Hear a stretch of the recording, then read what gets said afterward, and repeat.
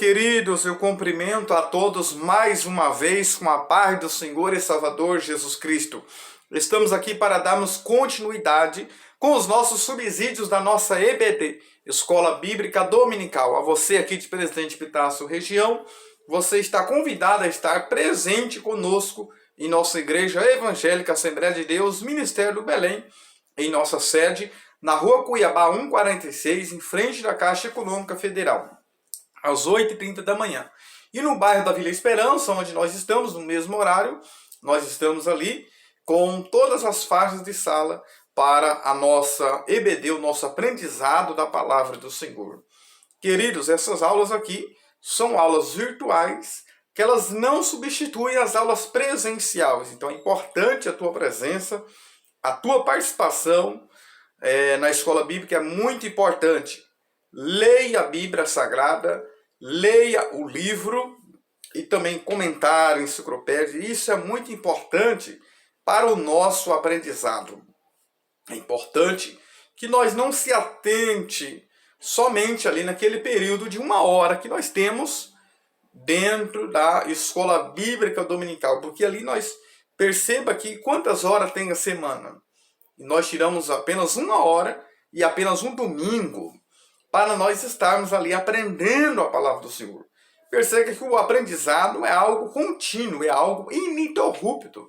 Então, você pode ler a sua palavra, a palavra de Deus na sua casa, você pode meditar, como diz o Salmo 1 e o verso 2, falando sobre o justo. Ele diz que antes tem o seu prazer na lei do Senhor, e na sua lei medita de dia e de noite. Essa palavra meditar aqui no hebraico, a ideia que se tem é hagá, que tem a ideia de meditar, murmurar, remoer, refletir. Então perceba que sempre é preciso nós estarmos meditando. E a ideia aqui de remoer aqui, ou meditar, não é somente você lendo ali a palavra, mas você pode estar meditando dentro de você. Eu gostei muito dessa expressão aqui, remoer, porque nos lembrei, vamos agora da agricultura, a vaca. Perceba que a vaca ela é um animal que ela tem 2 estômagos. Como assim? Ela tem 2 estômagos, um para ela comer, se alimentar, e o outro para ela remoer, ficar remoendo após ela ter alimentado, mastigado ali.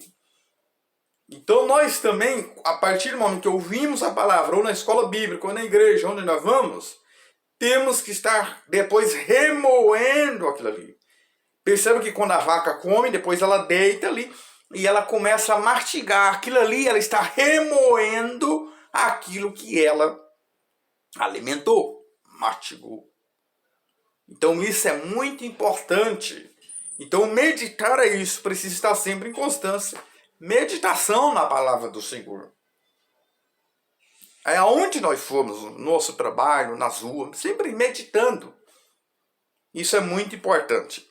Já estivemos na nossa lição de número 1, a qual aprendemos sobre o verbo que se tornou em carne. Falamos sobre esta manifestação do verbo e trouxemos ali a introdução do Evangelho segundo escreveu João. Então é muito importante que nós entendamos isso. Eu quero explicar aqui 2 coisas. Primeiro, que o Evangelho não é de João. O Evangelho, ele é de Jesus Cristo, segundo escreveu João. Outro ponto que é importante nós analisarmos, que não é 4 evangelhos, é um evangelho só. O que são é 4 escritores. Os 3 evangelhos sinópticos, que é Mateus, Marcos, Lucas, e João, que procura mais mostrar essa divindade do Senhor, sem descartar também a humanidade do Senhor. O Evangelho de João é usado por muitos evangelistas para pregar a palavra, semear a semente da palavra do Senhor.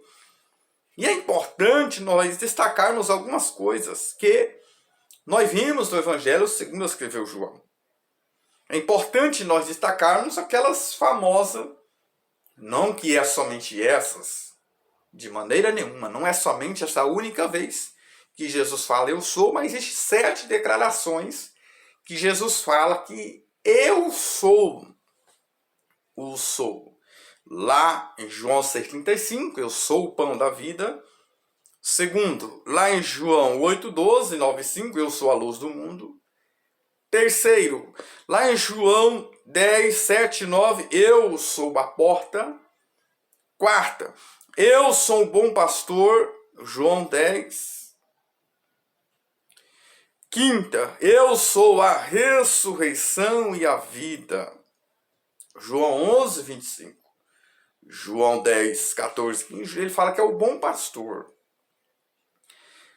Sexta, disse-lhe Jesus, eu sou o caminho, a verdade e a vida. João 14, 6. Sétima declaração, disse-lhe Jesus, eu sou a videira verdadeira. João capítulo 15, versículo 1.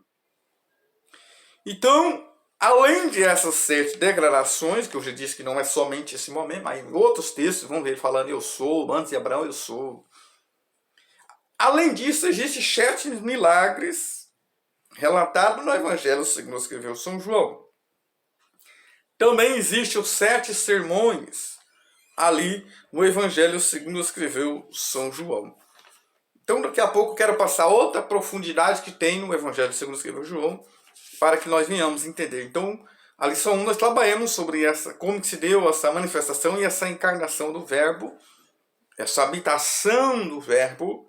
Essa palavra habitação é Shenô, que é armar a sua tenda ou seu tabernáculo entre nós. Então, o Verbo se fez carne e habitou entre nós, e vimos a sua glória. Que a sua glória nós vemos ali, através dos seus sinais e os seus prodígios e as suas manifestações.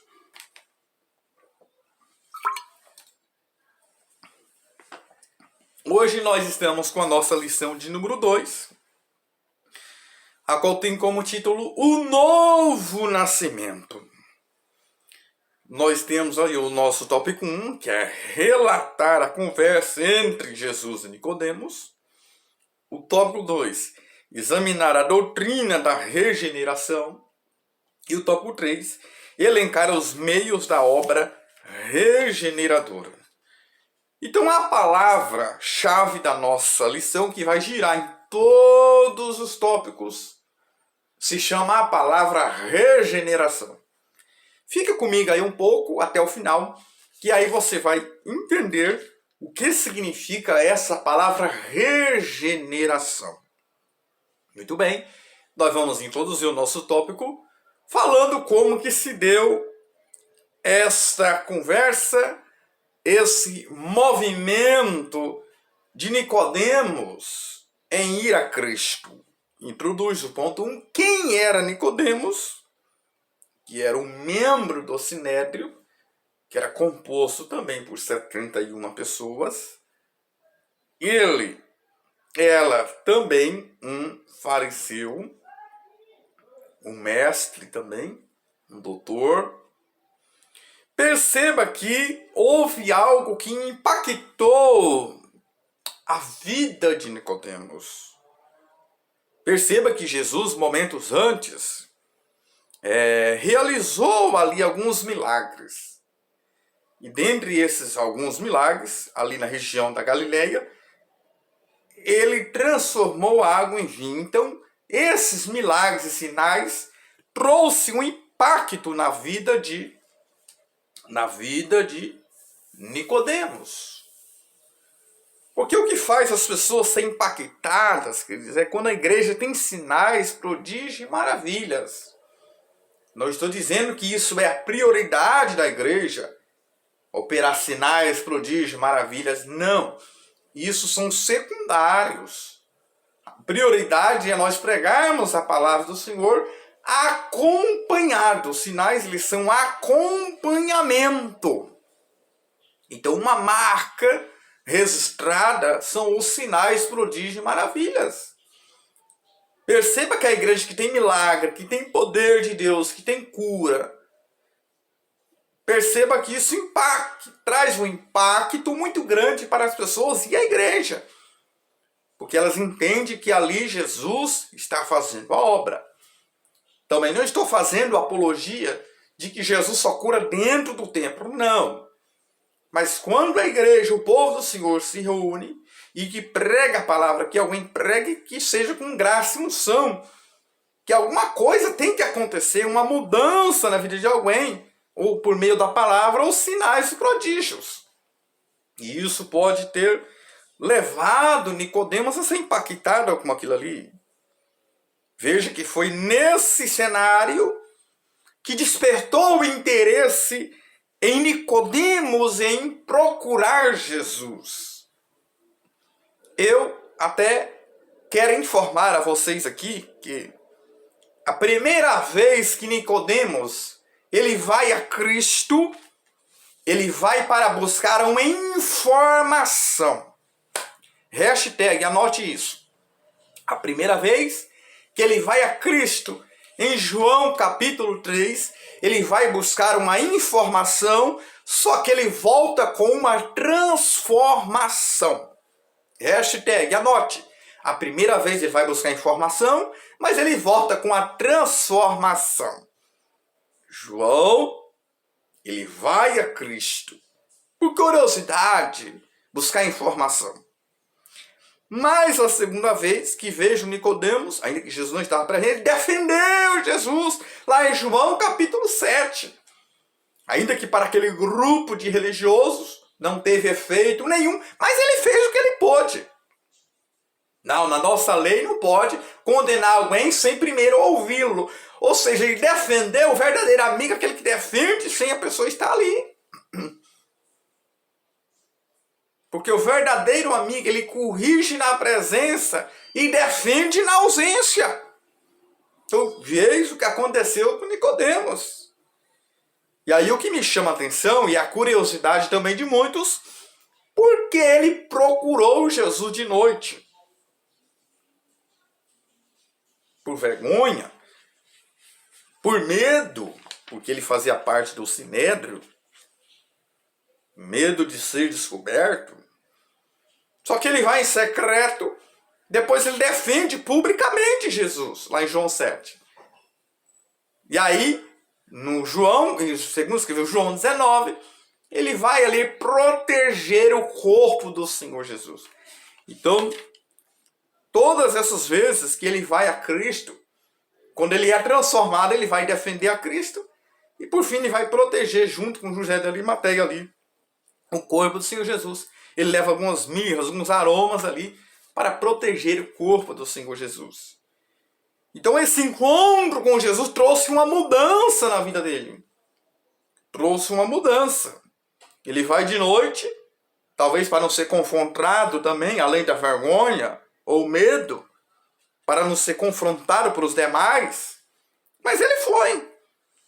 Ele quebrou os paradigmas e foi a Cristo de noite, mas ele foi de noite diante da luz inacessível. João 3,21, mas quem pratica a verdade vem para a luz. Ele foi de noite, mas Jesus não abandonou, Jesus não desprezou ele, mas explicou para ele ali. Ponto 2, esse reconhecimento de Nicodemos sobre Jesus como mestre. Perceba que ele já era mestre, ele já tinha um certo conhecimento. Então ele não vai ali buscar apenas uma mera informação ou apenas um mero conhecimento. Ele vai indagar também acerca dos milagres do Senhor Jesus.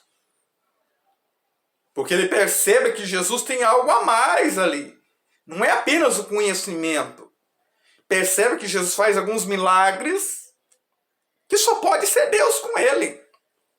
Então ele entende isso aí. Veja, ele buscou interesse em compreender um ensino novo. Sobre aquilo, ele queria compreender sobre o reino de Deus. E é isso que os levou, ele ia ali a Cristo. Então, a primeira vez em João capítulo 3, a segunda em João capítulo 7, a terceira em João capítulo 19, que ele vai a Cristo. A primeira ele vai buscar informação, a segunda ele defende, a terceira ele protege Jesus, o corpo de Jesus. E aí vemos, ponto 3, o diálogo entre Jesus e Nicodemos. Perceba que Jesus vai dialogar com ele e vai falar: quem não nascer da água e do Espírito não pode ver o reino de Deus. Perceba que é muito ilustrativo o texto, porque lá em João 3 e o verso 3, fala de que quem não nascer de novo não pode ver o reino de Deus. Mas o que me chamou a atenção está no versículo 5, que quem não nascer da água e do Espírito não pode entrar no reino de Deus. Esse texto nos lembra um certo pastor muito ignorante, a qual disse que há muitas pessoas que ele não vai para o céu, ele vai chegar lá na porta, olhar e voltar para trás. Não é o que o texto diz. Haja visto o reino de Deus não se milita aqui na esfera terrena. É algo espiritual. Mas o João aqui está dizendo, primeiro, que não vai ver, depois ele fala também que não vai entrar no reino de Deus. E nós estudamos várias lições sobre o reino de Deus. Não vou me ater aqui. E aí ele fala do nascer da água e também o nascer do Espírito. O que me chama a atenção é o que nascer da água. O que isso representa? Nós vamos perceber que nascer da água, quer dizer, é o nascer da palavra do Senhor. Efésios 5, 26. Purificando pela lavagem da regeneração, pela palavra. João 13, naquele momento que Jesus vai lavar os pés dos discípulos, que Pedro aparece naquele contexto, depois, ali no capítulo 15, 3, ele diz: vós já estáis limpos pela palavra que eu tenho. Então, a nascer da água, que é o nascer da palavra. Pela palavra do Senhor. Porque eu preciso entender que o ímpio, a pessoa que é ímpia, ele nasce uma vez e morre duas. Nasce uma no seu nascimento natural, morre duas. Primeiro, morre fisicamente e morre definitivamente separado de Deus. É a morte eterna. Agora o cristão não. O cristão ele nasce duas vezes.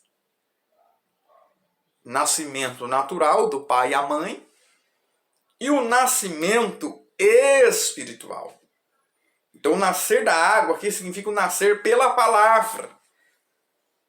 Quando nós vamos estudar sobre o tabernáculo, lá em o Êxodo 38, 8 e depois o Êxodo 30, 18, 19, 38, 8, diz que existia uma pia que antes dos ministros, sumo sacerdote, ministrar no santuário, depois de passar pelo altar de holocausto, eles lavavam as mãos e os pés, que fala do meu trabalho, a minha atividade, e os pés fala do meu andar, do meu caminhar, porque se sujava com sangue no altar do holocausto, e não pode entrar sujo no santuário, e muito menos no lugar santíssimo.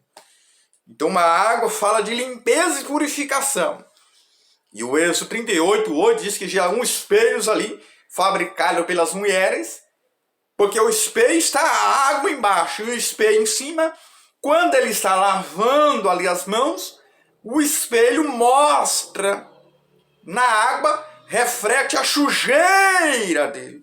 Ou seja, essa palavra me mostra o que precisa ser limpo na minha vida. A palavra me revela o que precisa ser limpo e o que precisa ser purificado. Então, nessa pia, como diz o Êxodo 30, 18, 19, o sacerdote lavava as mãos e os pés. Hoje é mais, não só a mão e o pé, internamente, é uma limpeza que vem de dentro para fora. Porque o nascer da água pela palavra do Espírito, Efésios 1, 13, 14, fala ali, quando você crê na palavra, você é selado com o Espírito Santo da promessa, a qual é o penhor da nossa herança, versículo 14. O selo é garantia da compra e o penhor é garantia da busca. Cristo nos comprou e nos selou, somos propriedade dele e ele vai vir nos buscar. Lembra que o penhor, quando as pessoas iam em um determinado lugar, que não tinha nada de garantia, deixava alguma coisa ali, com garantia de que ia buscar. Jesus prometeu vir buscar a sua igreja. Então, Nicodemos nos ensina muito, e o Senhor Jesus nessa palavra. E aí o tópico 2, que agora eu quero explicar para vocês o que é esse novo nascimento, a obra da regeneração. Dentro desse novo nascimento, queridos, novo nascimento, ponto 1, essa palavra regeneração significa o quê? É importante essa palavra porque ela gira em torno de todas as lições. É polingenesia, que significa voltar a ser gerado novamente. Esse texto nos chama muito a atenção. Porque aqui é ser gerado de novo. Perceba, regeneração. Ser gerado de novo. Mas por quê? Mas eu já fui gerado uma vez? Sim, Pedro ensina isso. 1 Pedro 1,23. Sendo de novo gerado. Não da semente corruptível, mas da incorruptível. Pela palavra de Deus viva, que permanece para sempre. Então, eu já nasci uma vez e eu vou ser gerado de novo. Nascimento natural, agora o nascimento espiritual interior dentro da minha vida e da sua vida. E Tiago 1,18 fala que a palavra foi enxertada em nós. Enxertada em nós. Sabe quando alguém vai fazer um enxerto, tanto de uma semente na terra, a terra tem que ser preparada. E Romanos 11,17 fala sobre a seiva e a vitamina. Nós temos esse jambuzeiro. Alguns ramos foram quebrados, que é a nação de Israel, aquela ilustração, e nós fomos enxertados nessa oliveira, que é Cristo. E participando da seiva, da vitamina desta oliveira, que nos dá saúde, que nos traz cura. E a semente vai ser enxertada na terra que recebe. Mateus 13, Marcos 4 ensina sobre a semente que é lançada ali em 4 solos. Mas só produziu em um porque recebeu. E ali a semente foi enxertada. Então, perceba, para o nascimento natural tem a participação de 2 pessoas, um homem e uma mulher. Não é 2 homens nem 2 mulheres. O nascimento espiritual também é 2 elementos. A palavra e o Espírito Santo. E para isso tem que ter intimidade. Para alguém nascer de novo, é por meio de intimidade. De meio de um relacionamento. Então isso é muito importante. Ponto 2, a regeneração com obras que... Ou seja, é algo que vem de Deus, querido. Não é pelos meus méritos. Não é pelos meus atos. Pela minha justiça. Porque Isaías 64,6 fala que as nossas imundícias, a nossa justiça é comparada com um trapo de imundícia. Que era absorvente que a mulher usava naquela época, que eram os panos e virava trapo.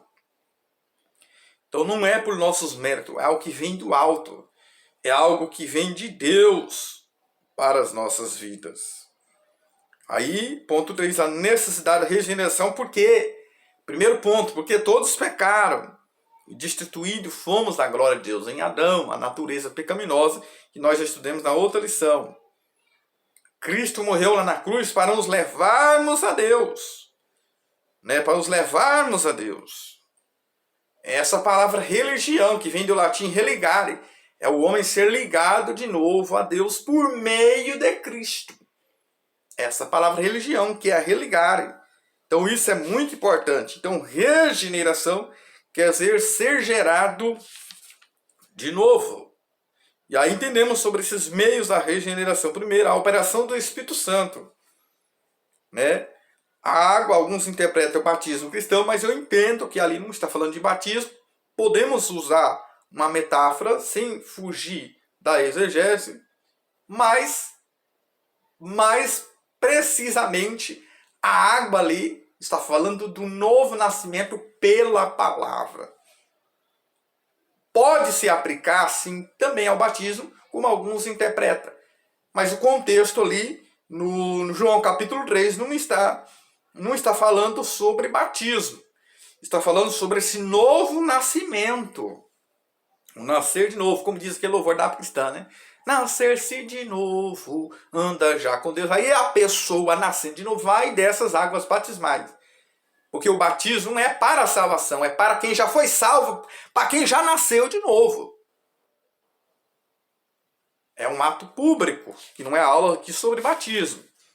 Então, nascer da água e do Espírito, lavagem da regeneração, como diz Tito 3,5, da renovação pelo Espírito Santo. Então, fala da palavra e do Espírito Santo. Né? E aí, perceba que, ponto 2, a palavra de Deus tem poder regenerador na vida do pecador. Daquele que recebe a Deus, daquele que recebe a Cristo. Essa palavra tem poder de onde a ciência ou o homem não consegue ir. E a vontade de Deus, o ponto 3, é que todos se salvem e cheguem ao conhecimento da verdade. Mas eu e você temos que escolher, eu tenho que decidir. É o livre-arbítrio que está dentro de cada um. A vontade de Deus é que todos sejam salvos. Mas Israel rejeitou e muitos rejeitou. E hoje há um conflito entre a carne e o espírito para nós rejeitarmos essa presença, essa comunhão com Deus. Logo, o ser humano não pode escapar de sua decisão. O que eu vivo hoje é o que eu escolhi lá atrás. O que eu vou viver o futuro depende do que eu vou escolher hoje. Se eu quero escolher um futuro bem, um feliz, eu preciso escolher Deus, como diz aquele louvor. Mas eu escolho Deus. Então esse encontro é muito importante, porque Jesus ali fala com Nicodemo sobre esse novo nascimento. E o Evangelho de João está até no Antigo Testamento. Você vai ver lá das tribos, no acampamento. Já falei sobre as cortinas azul, púrpura, carmesim, linho fino torcido azul. Fala do céu, o Evangelho de João. Púrpura, roupa de realeza, Mateus. Carmesim, fala do servo sofredor, do sofrimento de Cristo em Marcos, servo sofredor. Linho fino torcido fala da humanidade do Senhor Jesus. Perceba que lá nas cortinas também fala de Judá, representando 3 tribos ali. A bandeira é um leão que representa, a tradução judaica ensina. Perceba que a segunda ali de Efraim, a representação é de um touro ou um boi com 3 tribos ali. Isso nos leva em Marcos, boi fala do servo.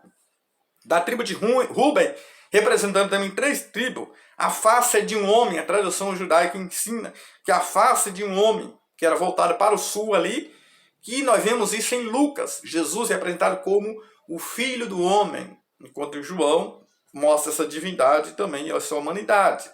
Mas Dan, Azer, Naphtali, do norte ali, a figura de uma águia, a águia é aquela que voa mais alto, voa mais longe, mostrando a sua divindade no Evangelho segundo escreveu João.